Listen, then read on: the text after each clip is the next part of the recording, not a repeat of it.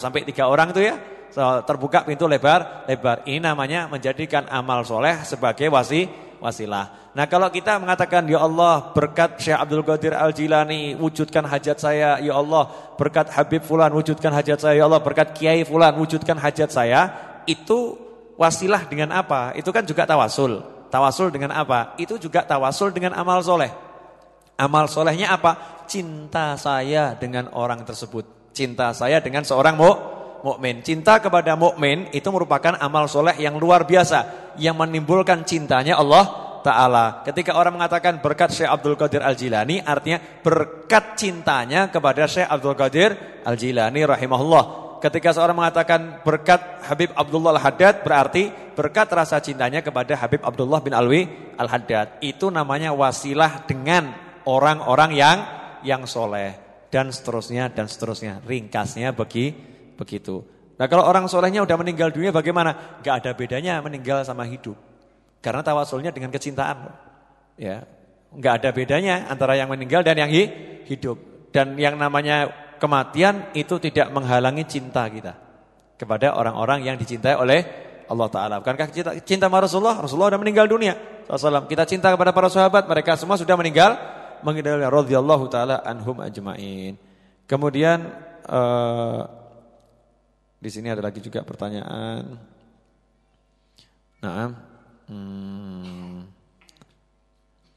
Ya ini ada yang tadi ya minta doa, sudah saya doakan di depan. Pokoknya semua yang minta doa udah didoakan di depan. Ya, suara Radio Al-Hidayah enggak jelas, seperti ada gelombang lain yang masuk. Mas Sidik, ini laporan. Ya, dia mungkin karena masih dalam maintenance ya. Dari kemarin masih ada perbaikan Habib untuk pemancarnya.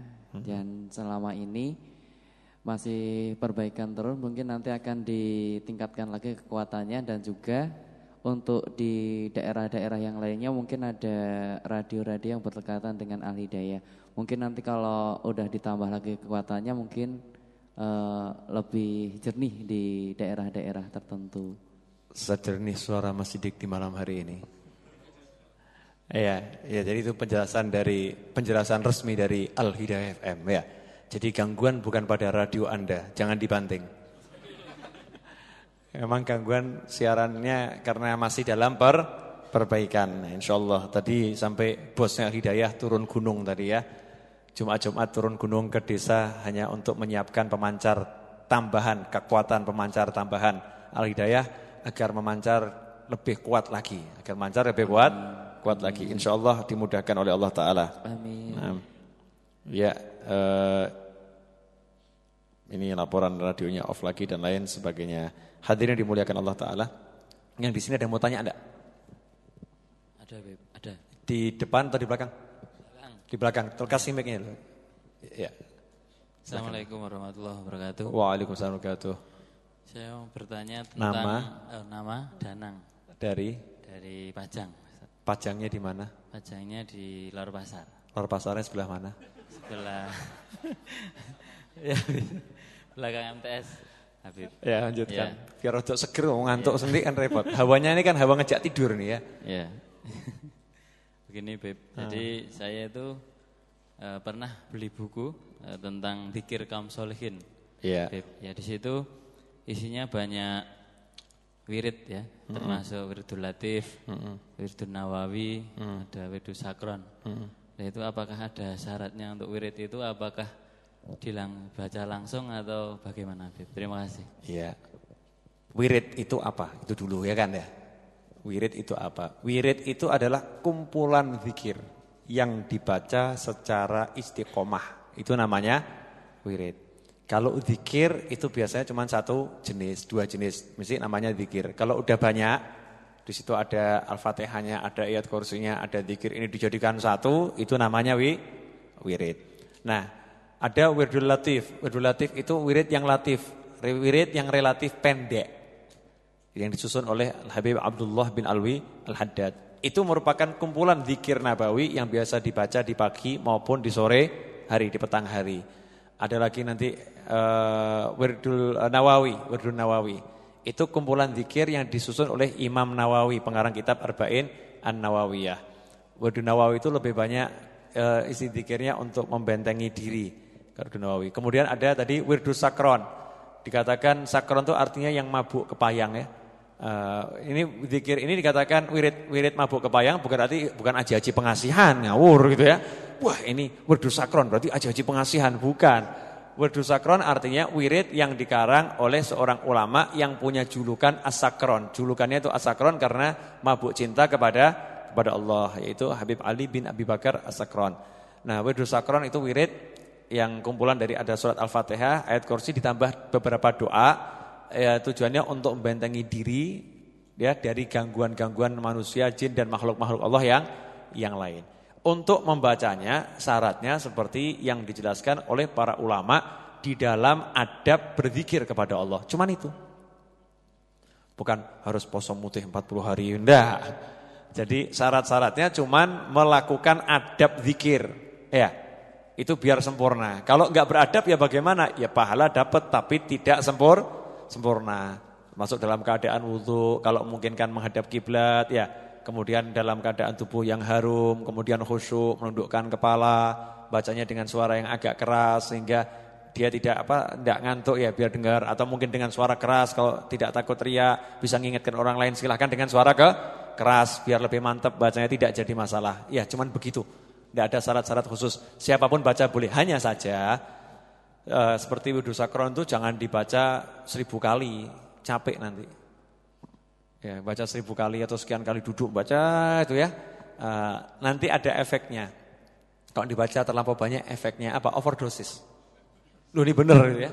Overdosis. Overdosis artinya apa? Itu kan isinya Al-Fatihah sama ayat kursi. Kalau Al-Fatihah ayat kursi dibaca sekian banyak, tentunya nanti kan hati kita ini menjadi semakin tenang dan semakin bersih. Ketika hati ini bersih, maka otomatis indera keenam kita akan semakin tajam. Ketika indera keenam semakin tajam, ya akan terjadilah yang terjadi. Jadi kadang orang itu mendengar sesuatu, kadang melihat sesuatu yang tidak didengar orang lain, yang tidak dilihat orang lain. Kalau ilmunya enggak cukup, jadinya nanti aneh-aneh. Paham?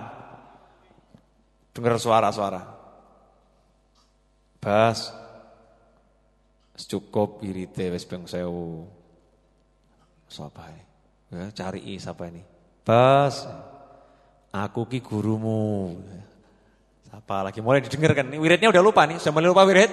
Wiridnya dengarkan lagi. Bas, nggih. Udah mulai jawab gitu kan? Mulai sesuk ora usah salat subuh nang masjid. Dan sebagainya. Terakhir bas yang sholat batinen wae. Ora usah nganggo rukuk sujud iktidal, ora usah. Wis cukup kowe qomat kamit wae meneng sila. Wis kuwi afdol, khusuk kowe. Ya mesti khusuk sing ngajari setan ora nggodho. Ya pasti khusuk, setannya enggak goda kan, yang gitu namanya bukan sholat. Ini kalau nanti dia baca overdosis, efeknya yaitu apa alat-alat yang diletakkan Allah dalam tubuh manusia ini akan bekerja lebih peka. Ya, bekerja lebih peka. Efeknya kalau ilmunya enggak cukup, syariatnya enggak kuat, maka nanti bisa justru menjadi sesuatu yang kurang baik untuk dirinya. Ya, sesuatu yang kurang baik untuk dirinya. Makanya ikuti anjuran dokter. Dokternya bilang baca pagi sore, ya pagi sore. Obat, dokter ngasih obat itu ada 12 tablet ya, 12 tablet. Ini 1 hari 3 kali selama 4 hari. Pikirnya kesuwen warase, langsung rolas diombe kabeh leng gitu ya. Cepet warase, nglumprit. Langsung 12 dilek semua kan. Langsung. Jadi memang kalau dibilang bertahap ya bertahap. Jangan mau langsung ditelan semua. Bisa diterima tadi ini analoginya? Ya. Yang di luar tadi tolong mic-nya kasihkan keluar lewat jendela. Ya. Sementara begini dulu ya. Insyaallah bisa segera.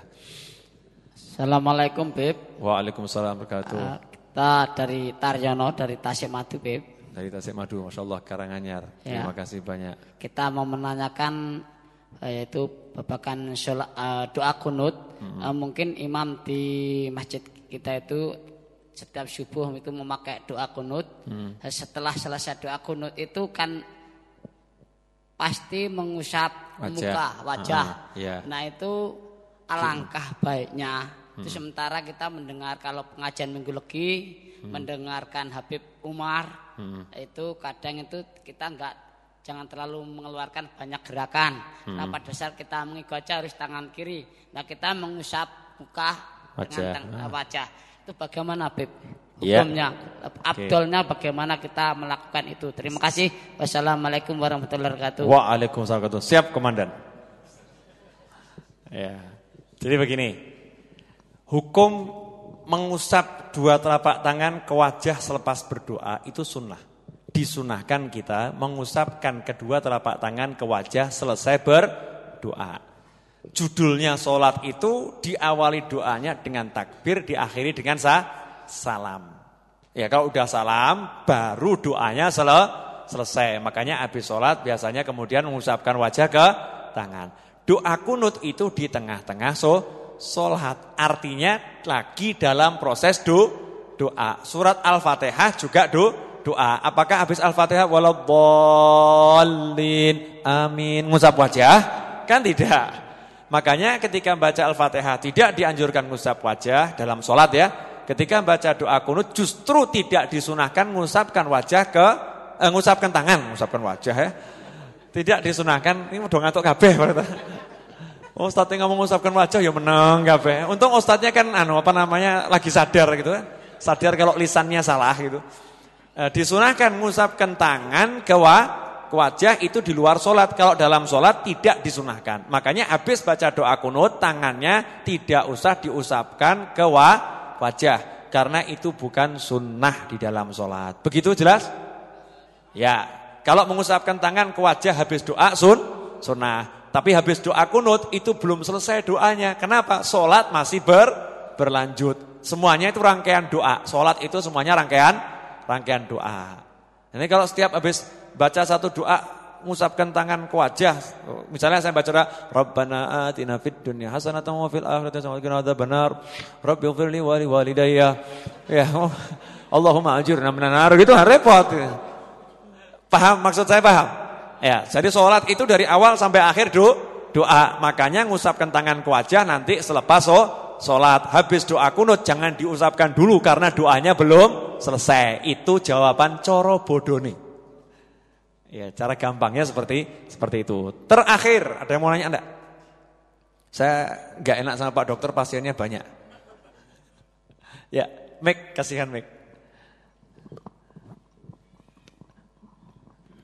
Nama Pak, alamat biar yang lain tahu Pak. Kalau saya udah tahu.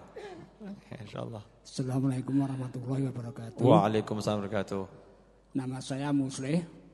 Alamat saya Prambanan dekat Kalasan. Ya, aduh dewe to ya. Dekat Kalasan. Pak Muslih kesini naik motor apa naik pesawat tadi? Naik motor. Naik motor. Sendiri atau sama teman Pak Muslih? Ini ada 4 orang. Ada 4 orang, insyaallah. Jadi ganjaran terbanyak Pak Muslih ini. Insyaallah. Insyaallah, amin. Nanti saya didumi loh ya, janji ya. Ini saya mau nanya pada dokter Pak. Oh Pak Dokter, wah, moga Pak. Sebagian jamaah yang dari Kalasan itu ada yang mempunyai penyakit asma. Padahal dia sudah terlanjur cinta sholawat, sering berangkat sholawatan ya termasuk Habib Syekh sampai mana ya, sampai Bantul, sampai Solo itu berangkat malam. Itu akan mengganggu kesehatan yang punya penyakit asma itu tidak, Dok. Begitu saja, terima kasih. Assalamualaikum warahmatullahi wabarakatuh. Mungkin yang tanya sendiri juga penyakit asma ya? Ya biasanya kalau penyakit asma itu karena dingin, faktor pencetusnya dingin Pak. Jadi kalau dingin dan kecapean dia akan kambuh ya. Jadi seorang penyakit asma itu harus mengukur dirinya sendiri. Nek kira-kira engko ngajine ning gone Karanganyar tawang aku iki kumat, jangan ikut ke sana. Jadi nek ngajine ning Cilacap, Semarang itu tidak kumat. Karena dia daerah pantai. Karena gini, pengalaman saya punya pasien, itu kan dulu saya dinasnya di Jatioso, itu daerah dingin, ya seperti Tawangmangu gitu. Itu dapat istrinya orang Cilacap, ya. Kemudian waktu di sana tidak pernah kumat. Waktu pulang ke Jatioso, kumat ketemu saya. Cerita, orang Semarang ya gitu. Kalau ke Semarang tidak kumat, sampai di Jatioso dia kumat. Berarti kesimpulannya karena faktor dingin, orang asma itu akan kumat. Lorong mengi itu, kalau yang tidak tahu asma itu mengi, nyik gitu loh, lorong mengi gitu ya. Ya, jadi orang asma itu pokoknya kalau kena dingin itu akan kumat. Kekesalan kumat biasanya. Nah, bisa disembuhkan atau tidak, Pak? Ya ini repot ini. Ya.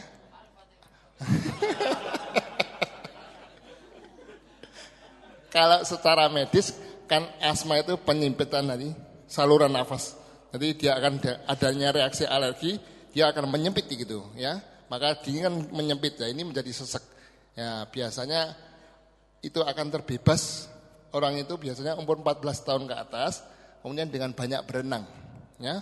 Orang itu berenang, maka kapasitas paru-parunya cadangan itu banyak sehingga kalau dia kumat masih mempunyai kapasitas cadangan udara di paru-paru sehingga tidak terlalu mengganggu gitu.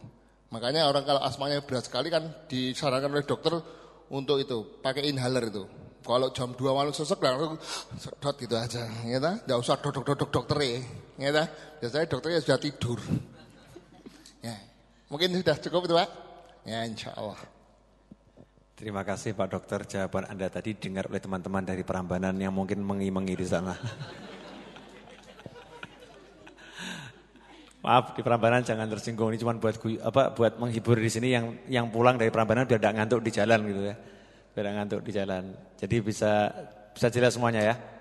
Ini penutup saya cuma mau nanya sedikit. Bapak dari mana, Pak? Dari Wonogiri, Masya Allah. Yang mengundang saya enggak salah. Betul, rombongan lain lagi. Satu jamaah juga ya, Insya Allah. Ada rencana itu kan? Ya. Tanggal sekitar bulan November nanti. Ya. Yang wajah-wajahnya saya, ini lain sudah kenal semua wajahnya. Ya. Dari mana? Dari Ceper. Ya. Wajahnya baru kelihatan di depan sekarang. Dari Ceper. Hah? Ya, kok ini sudah wajah-wajah pasaran semua. Wajah pasaran, termasuk saya, ini wajahnya wajah pasaran ini. Ya Alhamdulillah. Yang masih di jalan, kalau belum nyaman saya mohon maaf yang sebesar-besarnya.